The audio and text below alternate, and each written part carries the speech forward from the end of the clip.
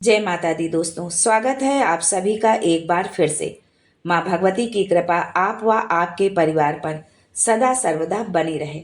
दोस्तों, यदि आप अपनी संस्कृति, सभ्यता, तीज त्योहार एवं धार्मिक जानकारी, वास्तु संबंधित उपायों के बारे में जानना चाहते हैं तो चैनल को सब्सक्राइब जरूर करिएगा।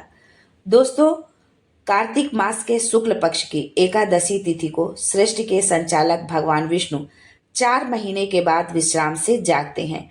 इसलिए जब इस दिन श्री हरि उठते हैं तो उसे देव उठनी या देवोत्थानी एकादशी कहा जाता है। सनातन धर्म में देवउठनी एकादशी का विशेष महत्व है। देवोत्थानी एकादशी को मिनी दिवाली भी कहा जाता है।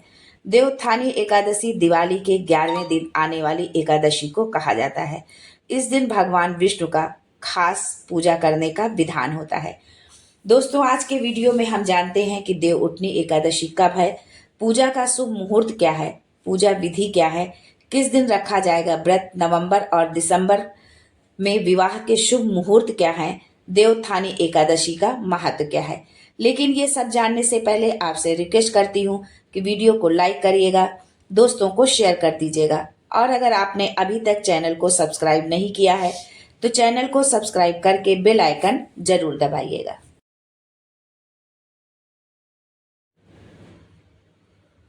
सबसे पहले जान लेते हैं देवोत्थानी एकादशी कब है। दोस्तों, देवोत्थानी एकादशी की शुरुआत 22 नवंबर रात 11:03 पर होगी और देवोत्थानी एकादशी का समापन 23 नवंबर रात 9:01 पर होगा। देवोत्थानी एकादशी व्रत 23 नवंबर 2023 दिन गुरुवार को रखा जाएगा।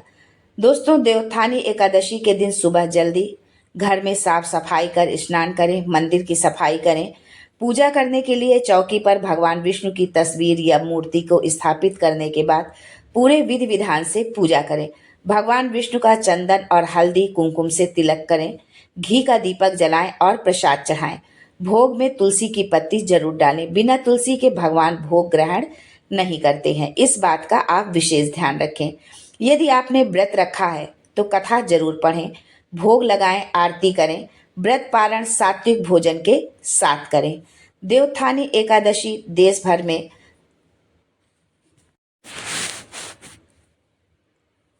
देवोत्थानी एकादशी से देश भर में शादियों का सीजन भी शुरू हो जाता है। वहीं देवउठनी एकादशी के दिन शादी बिना पंडित के सलाह के की जा सकती है, यानी कि यदि आप उस दिन विवाह कर रहे हैं तो किसी भी मुहूर्त और पंडित की आवश्यकता नहीं है, क्योंकि इस दिन बिना मुहूर्त के ही शुभ कार्य आप कर सकते हैं। दोस्तों, चातुर्मास की शुरुआत देवशयनी एकादशी से होती है और इसका समापन देवउठनी एकादशी पर होता है।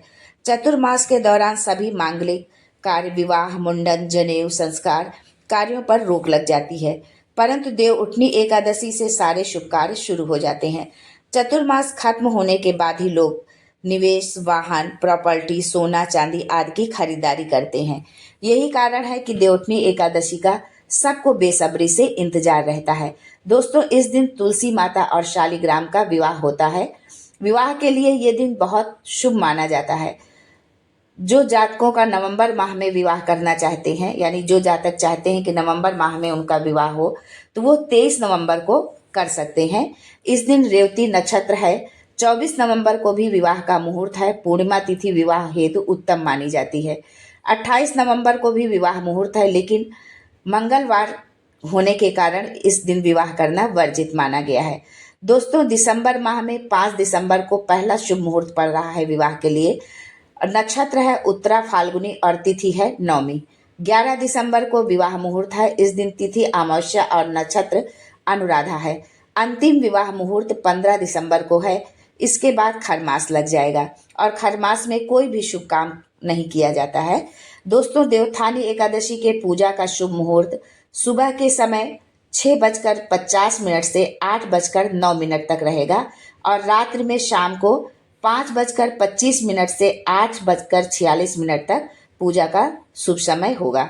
व्रत पारण का शुभ समय 24 नवंबर को सुबह 6:51 से सुबह 8:57 तक है, यानी व्रत का आप पारण इस समय कर सकते हैं। दोस्तों, अब जानते हैं देवोत्थानी एकादशी का महत्व क्या है। इस साल 23 नवंबर को कार्तिक माह के शुक्ल पक्ष को देवउठनी एकादशी पड़ रही है। ये एकादशी भगवान विष्णु के 5 महीने के बाद जागने का प्रतीक है। इस बार अधिक मास पड़ने के कारण 5 महीने का ये समय हो गया है। ऐसी मान्यता है कि इस दिन से सभी मांगलिक कार्य शुरू हो जाते हैं। इस एकादशी का धार्मिक ही नहीं बल्कि आध्यात्मिक महत्व भी बहुत है। पुराणों में भी इसके महत्व का वर्णन मिलता है। देवउठनी एकादशी के दिन भगवान विष्णु को योग निद्रा उनकी समाप्त होती है और प्रारंभ होता है सकारात्मक शक्तियों का प्रभाव। तुलसी के साथ शालिग्राम स्वरूप विष्णु जी का विवाह तुलसी जी के साथ हुआ था। कार्तिक माह में यदि आप भगवत गीता का पाठ करते हैं तो समस्त पापों का नाश हो जाता है।